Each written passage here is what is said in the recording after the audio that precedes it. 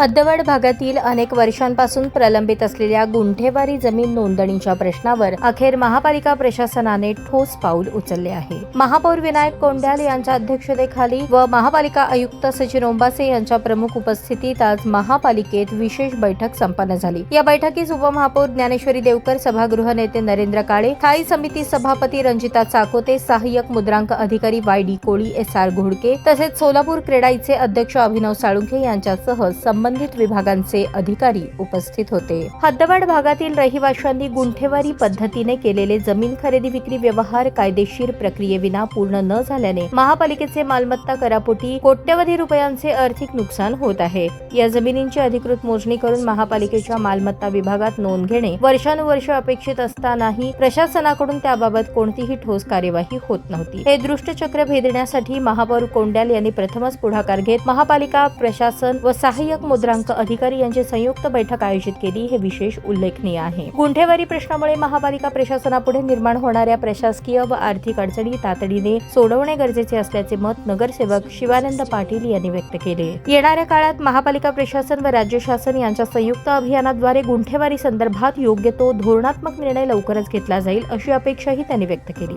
सोलापूर क्रेडाईचे अध्यक्ष अभिनव साळुंखे यांनी या बैठकीत बांधकाम व्यावसायिकांच्या भूमिकेतून गुंठेवारी नियमितीकरणाच्या प्रक्रियेस सहाय्य करण्याची तयारी दर्शवली। पुढील काही दिवसात उर्वरित हद्दवाड भागातील गुंठेवारी जमिनींची अधिकृत मोजणी करून स्थानिक रहिवाशांना दिलासा देण्याची कार्यवाही तातडीने हाती घेतली जाईल, असे स्पष्ट आश्वासन महापौर विनायक कोंड्याल यांनी दिले। वर्षानुवर्षे रखडलेल्या या प्रश्नावर महापौरांनी घेतलेला हा पुढाकार हद्दवाड भागातील हजारो रहिवाशांसाठी दिलाशाचा विषय ठरणार आहे।